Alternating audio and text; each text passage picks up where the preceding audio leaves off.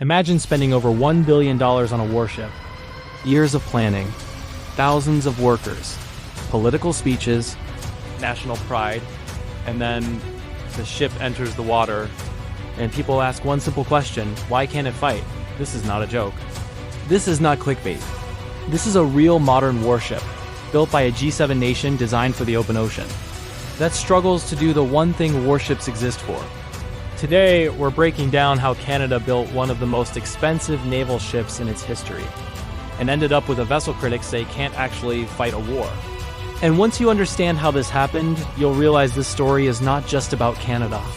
It's about modern military spending, politics, and how good intentions can quietly produce billion-dollar problems.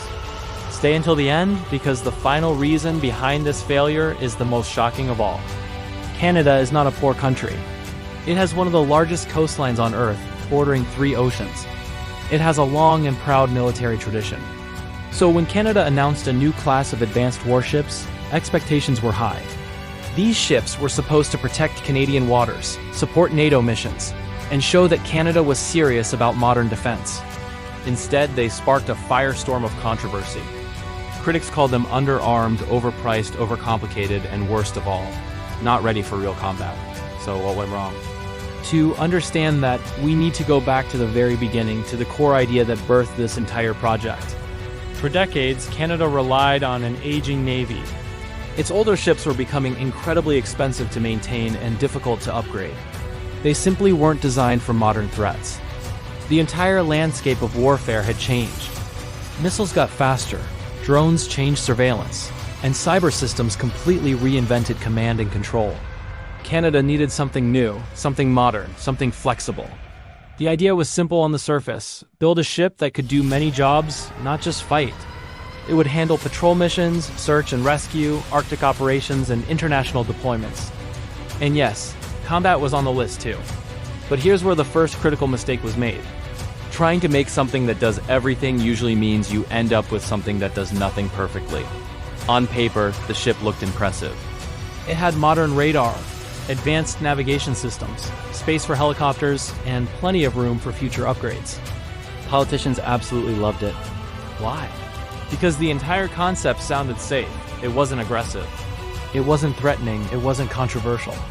You see, this wasn't even marketed as a warship. It was called a patrol vessel, a support ship, or a multi-role platform, and that language matters. Because once you stop calling something a warship, you stop designing it like one. Let's talk about what really makes a warship. Firepower. A true modern fighting vessel needs long-range missiles to strike targets from a safe distance, strong air defense to protect itself from planes and other missiles, and powerful anti-ship weapons to engage enemy fleets.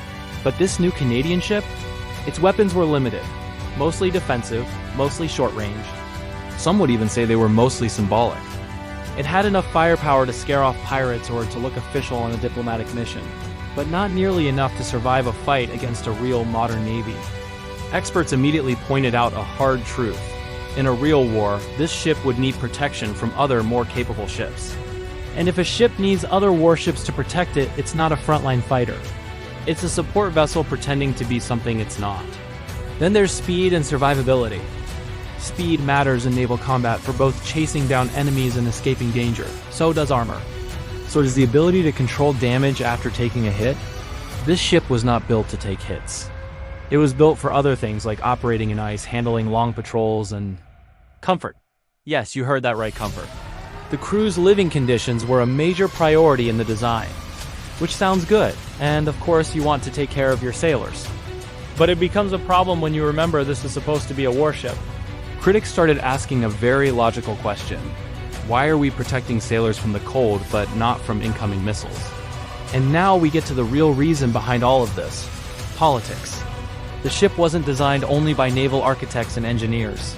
It was shaped by government committees, budget compromises, and public opinion. Every time a major weapon system was proposed, it raised difficult questions in Ottawa. Is this really necessary? Is this too aggressive for our national image? Will the voters support spending this much money on weapons? So things got removed, or they were delayed, or they were conveniently labeled as future upgrades. Future upgrades that, in the world of government budgets, may never actually come. But here's the most painful part. Despite being underarmed, the cost of these ships exploded. Why? Because complexity costs money? The project demanded custom designs, a requirement to use domestic shipbuilders, and was plagued by delays and redesigns. Each year that passed added millions to the bill. Eventually, it added billions. And suddenly, the public and the media started asking, how did a lightly armed patrol ship become one of the most expensive naval projects in our country's history? That's when the criticism went mainstream. Modern naval war is brutal and unforgiving. Missiles travel faster than the speed of sound. Drones never sleep. Satellites are watching everything from orbit. In this high-stakes environment, survivability matters more than symbolism. A ship that can't defend itself isn't a warship. It's a liability, it's a target, and our allies know this. Which means these ships may never be trusted to lead important missions. They'll only be able to follow under the protection of other, more powerfully armed allied vessels. This story isn't just about Canada. It has a cautionary tale about a very modern problem. Governments trying to look peaceful while still preparing for war. It's about trying to satisfy voters and public opinion instead of facing military reality. It's about trying to build tools of war that offend no one. But war does not care about our intentions. Missiles don't care about politics. And the ocean does not forgive mistakes. So why did Canada spend billions on a warship that can't fight? Because it was never really built for war. It was built for compromise.